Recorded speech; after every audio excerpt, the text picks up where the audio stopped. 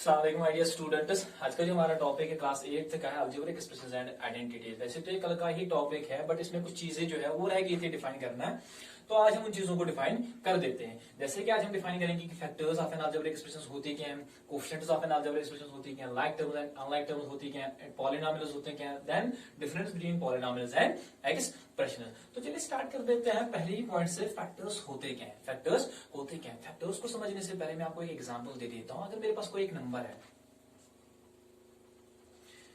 मेरे पास एक नंबर है 12 है, क्या मैं इसको ऐसे नहीं लिख सकता हूं बेटा 3 इंटू 4, क्योंकि 3 4 12 फिर से यही नंबर बन रहा है।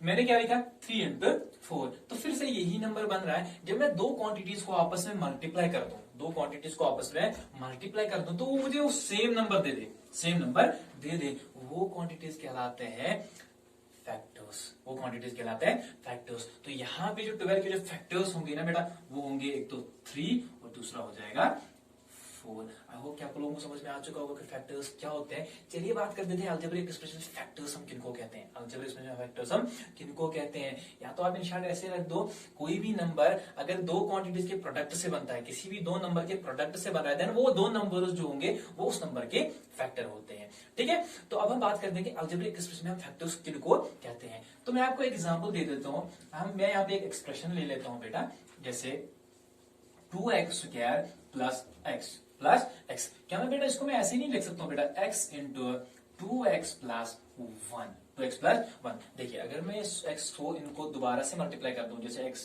इसके साथ भी मल्टीप्लाई, इसके साथ भी मल्टीप्लाई, देखिए x इंटू 2x हो गया 2x² प्लस 1 इंटू x हो गया x, तो सीधे यही बन गया फिर से। देन एट दैट टाइम हम क्या कहेंगे बेटा, this is the factor of this and 2x plus 1 is the factor of this.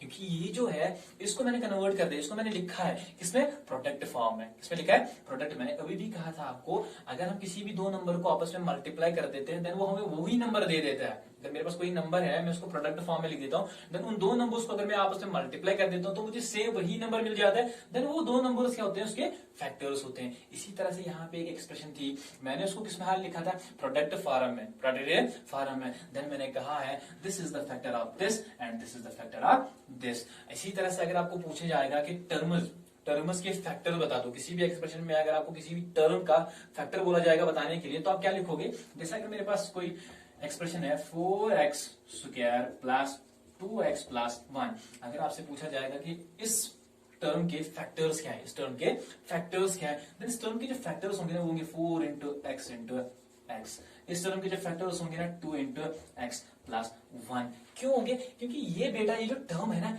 इसी के मल्टीप्लीकेशन से बनेगी। क्योंकि अगर मैं 4 को मल्टीप्लाई कर दूंगा x इंटू एक्स, बीच से same powers are added into 4 हो गया, फिर से 4x², 2 इंटू एक्स हो गया, फिर से 2x प्लस 1। तो अब आई होप कि आप लोगों को समझ में आ चुका होगा कि फैक्टर्स हम किनको कहते हैं। चलिए बढ़ते हैं आगे। अब हम बात करेंगे कि कोएफिशिएंट्स होते क्या है। Coefficients of an algebraic expressions होते क्या है।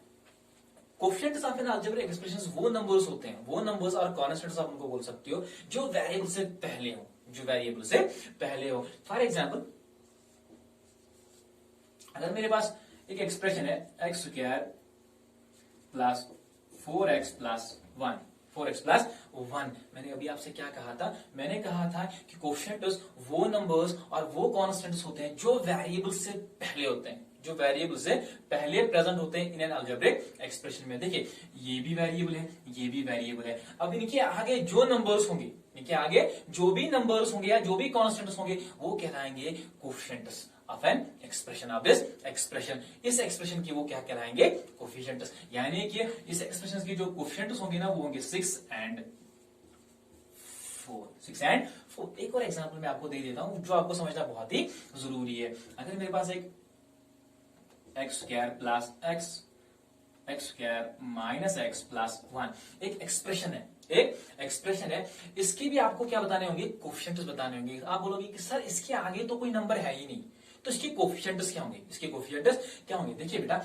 जब भी कभी भी किसी भी वेरिएबल के आगे कोई नंबर नहीं होता है तो हम उसके आगे 1 रख देते हैं, क्योंकि अगर हम किसी भी चीज को 1 से मल्टीप्लाई कर देते हैं तो उसमें कोई फर्क नहीं पड़ देता है। देन इसकी जो कोएफिशिएंट्स आ जाएंगे, अब देखिए x के आगे क्या आ गया बेटा 1, इसके आगे क्या गया 1, देन इसके जो कोफिशिएंट्स होंगे ना बेटा वो होगा एक तो 1 और दूसरा यहाँ पे एक और चीज आप ध्यान रखिएगा, इसके बीच में माइनस आ रहा है ना, देन जब भी किसी भी वेरिएबल के आगे माइनस आ रहा है या वेरिएबल के आगे जो नंबर होगा उसके आगे जो माइनस होगा, देन वो नंबर क्या होगा, उसके जो कोफिशिएंट्स क्या होंगे वो माइनस के साथ आ जाएंगे। देन इसके जो कोफिशिएंट्स क्या होंगे एक तो 1 होगा और दूसरा -1 होगा।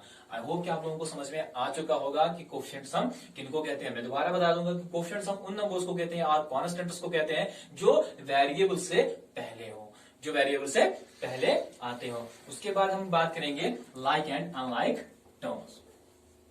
अब ये लाइक एंड अनलाइक, कल मैंने आपको बताया था कि terms of an algebraic expressions होती क्या है। अब ये लाइक एंड अनलाइक टर्म्स होती क्या है, सबसे पहले मैं आपको बता दूंगा कि लाइक टर्म्स होती क्या है।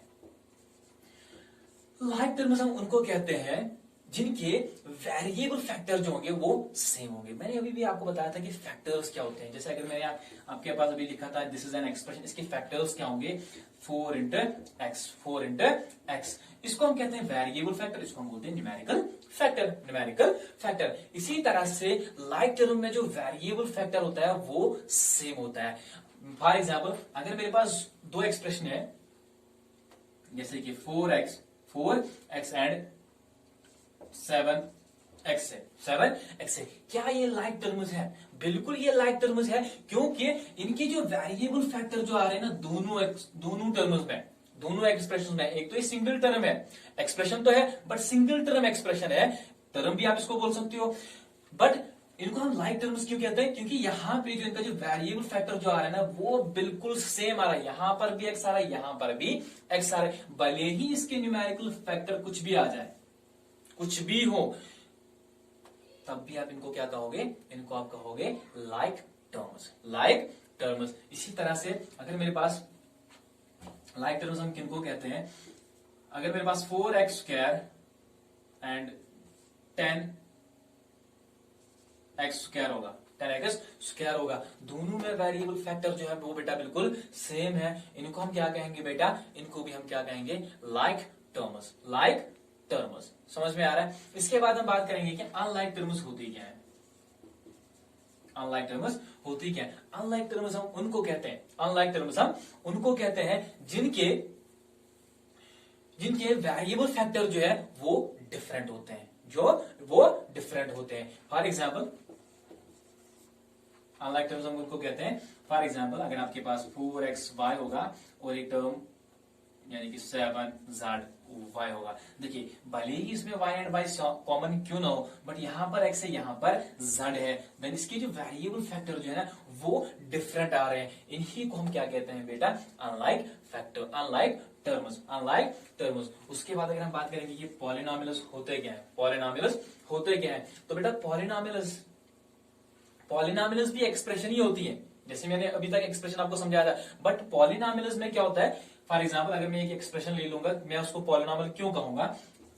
2x² प्लस x प्लस 1, इसको हम बोलते हैं पॉलिनॉमियल, अब आप बोलोगे कि सर आपने एक्सप्रेशन भी यही बोली है, बट एक्सप्रेशन और पॉलिनॉमियल में खाली एक ही डिफरेंस है, क्या? वो डिफरेंस क्या है? इसके जो एक्सपोनेंट्स होते हैं ना पॉलिनॉमियल के एक्सपोनेंट्स, हम इनको बोलते हैं पावर्स को बोलते हैं एक्सपोनेंट।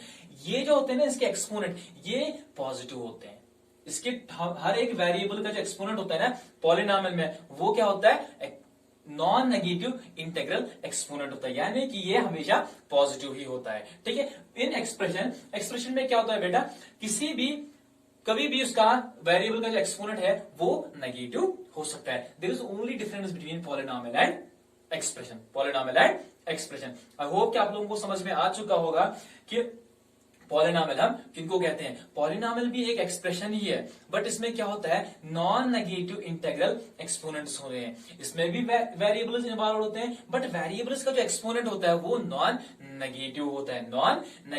इसीलिए कहा जाता है कि every polynomial is an expression but every expression is not a polynomial. There is only one difference between polynomial and expression. Expression में नेगेटिव एक्सपोनेंट हो सकता है, बट पॉलिनॉमियल में नेगेटिव नेगेटिव एक्सपोनेंट नहीं हो सकता है। आई होप कि आप लोगों को समझ में आ चुका होगा फैक्टर्स किनको हम कहते हैं, एक्सपोनेंट्स हम किनको कहते हैं, अनलाइक टर्म्स, लाइक टर्म्स किनको हम कहते हैं, polynomials and difference between polynomials and expression. कल की वीडियो में हम इंशाल्लाह करेंगे स्टार्ट एक्सरसाइज 9.1। तब तक के लिए अल्लाह हाफिज।